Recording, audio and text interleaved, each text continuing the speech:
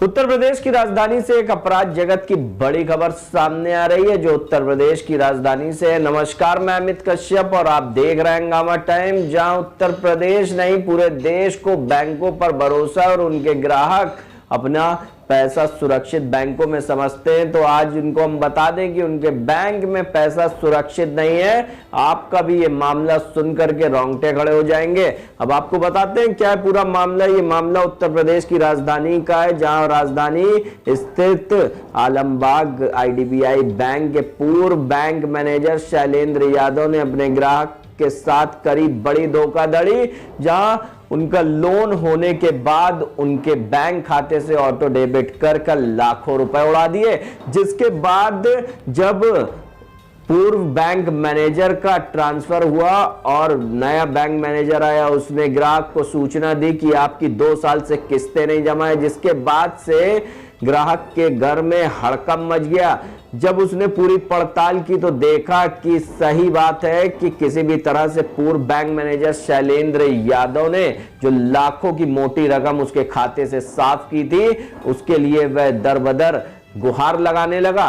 जिसके बाद पूर्व bank manager IDBI Shailendra Yadav ने उसे धमकी दी कि वह मुलायम सिंह यादव का खास आदमी है। आइए डालते हैं पीड़ित के बयान पर एक नजर, जहां उत्तर प्रदेश की राजधानी के पारा में उसने दिया है प्रार्थना पत्र और लगाई है पुलिस प्रशासन से गुहार की दिलाए उसे न्याय और भेजे ऐसे जालसाज को सलाखों के पीछे। आइए डालते हैं लखनऊ ब्यूरो चीफ विक्रम कश्यप की एक रिपोर्ट पर नजर।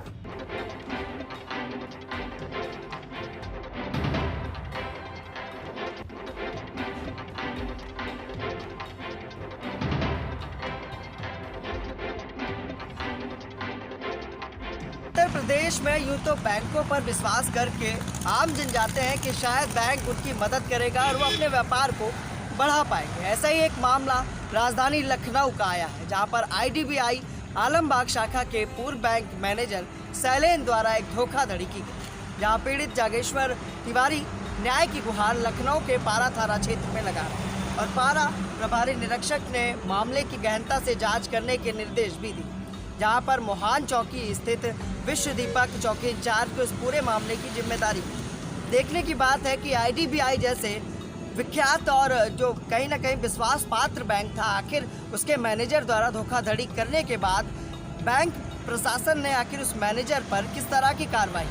पीड़ित का पूरा मामला क्या है हम आपको दिखाते हैं कि आखिर किस तरह का मामला था, किस तरह का वो लोन था, कैसे पास हुआ, 2019 में पूरा लोन पास हुआ, उसके बाद ठगी का शिकार कैसे हुआ। सर पूरा मामला क्या था, किसके द्वारा ठगी की गई, कब ठगी की गई? मेरा नाम जागेश्वर तिवारी है, मैं दिग्विजय इलेक्ट्रॉनिक का फोन ड्राइवर हूँ। शैलेंद्र कुमार यादव जी आए थे हमारे पास, हमारे कस्टमर बनकर के आए थे और अपना मोबाइल सेल करा हमारी शॉप पर। तो हमने इनसे कहा तो बोले कि कोई लोन चाहिए तो बताइएगा, मैं लोन फटाफट कर देता हूँ। तो मेरा सेंट बैंक में लोन चल रहा था, सेंट बैंक से मेरा 12.5 लाख रुपए का लोन चल रहा था। मैंने उनको बताया कि मेरा वहाँ चल रहा, तो ये मेरे पीछे पड़ गया कि आप आइए मैं इसको बीटी कर लेता हूँ अपने आप और कम पैसे में कर लेता हूँ, बस खर्चा पानी देना मेरा हो जाएगा। तो मैंने कहा कि सर जी देख लीजिए, मैं कहने लगे कि मैं आपको बढ़ा भी दूँगा, इसमें 20 लाख का कर दूँगा। तो फिर उन्होंने 20,50,000 का लोन किया मेरा। मुझे सेंक्शन लेटर जो दिया 20 लाख का दिया उन्होंने, और उसके बाद में उन्होंने 20,50,000 का किया। उसके बाद में वो चलता रहा, लोन चलता रहा, वो आकर के हमारे कस्टमर बने रहे और घनिष्ठता होती रही। उसके एवरेज में उन्होंने 2 लाख रुपए की हमसे डिमांड रखी थी कि हम आपका 20 लाख का करेंगे तो 10% हमें चाहिए, जो होता है 2 लाख रुपया।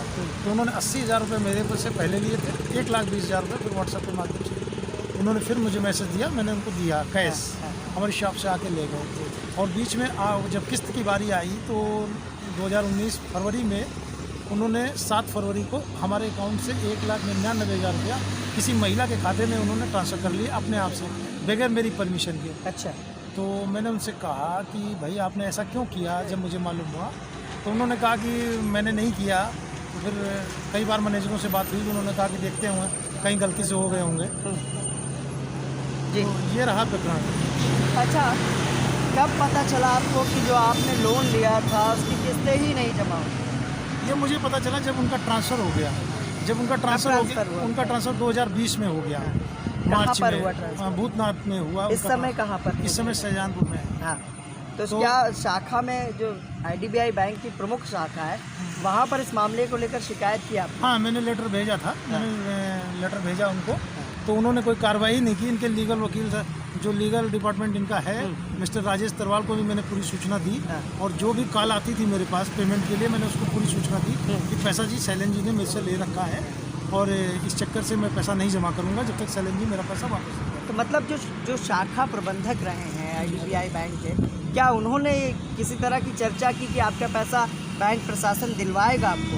नहीं, उन्होंने कहा कि अगर आपको इन्होंने पैसा लिया है तो ये आपको पैसा देंगे, और किस तरीके से लिया तो वो हमारे यहाँ आते थे, मोबाइल ले जाते थे और मोबाइल के एवरेज में, किस्त के एवरेज में मोबाइल ले जाते थे। अच्छा, ये बताया अगर मोबाइल ले जाते थे तो मोबाइल वो किसके नाम से बिल होता था, किसके नाम से वो मोबाइल है?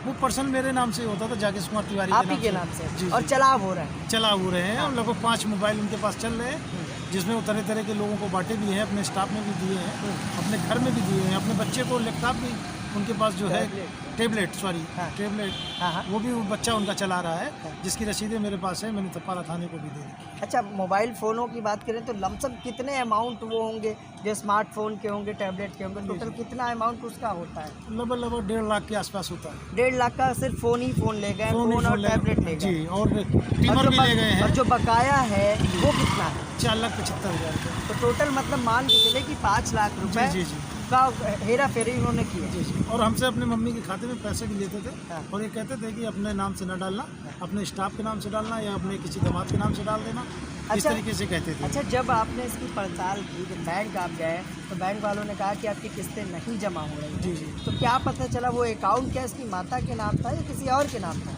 जब 1 साल बाद इसका जब ट्रांसफ़र हुआ, जब मुझे अवगत हुआ कि मेरे खाते में पैसा नहीं जमा हो रहा है, तो मनीष जी नए आए थे, मनीष गुप्ता जी वहाँ पर ट्रांसफ़र हो करके मैनेजर साहब, तो उन्होंने हमसे कहा कि आपके खाते में पैसा नहीं जमा। तो मैंने कहा ऐसा हो ही नहीं सकता। मैंने शैलेन को कॉन्टेक्ट किया तो शैलेन ने कहा नहीं, वो सब मनीष जी आपको बेवकूफ़ बना रहे हैं और जो है सब आपका पैसा जमा है। तो मैंने कहा कि मैं आया, फिर मनीष जी से मिला, तो मनीष जी ने कहा कि ऐसा है कि भाई मेरे सिस्टम में नहीं है, मुझे नहीं मालूम है, आप उनसे समझिए मैटर को, तो उनसे लिखवा के लाइए। तो मैं लिखवाने के लिए गया, तो उन्होंने एक लेटर पैड में मेरे को लिख करके दिया, IDBI बैंक का ये है लेटर पैड, जिसपे इन्होंने तीनों खातों के बारे में स्टैंडर्ड दिखाया है। अच्छा, ये IDBI के लेटर पैड पे दिखाया? हाँ, उन्होंने लिखा के मुझे दिया कि जाके मैनेजर साहब को दिखा दीजिए। तो मैंने मैनेजर साहब को ये दिखाया, तो मैनेजर साहब ने कहा कि ये सब फर्जी है, और उन्होंने स्टेटमेंट भी मुझे दिया बना करके।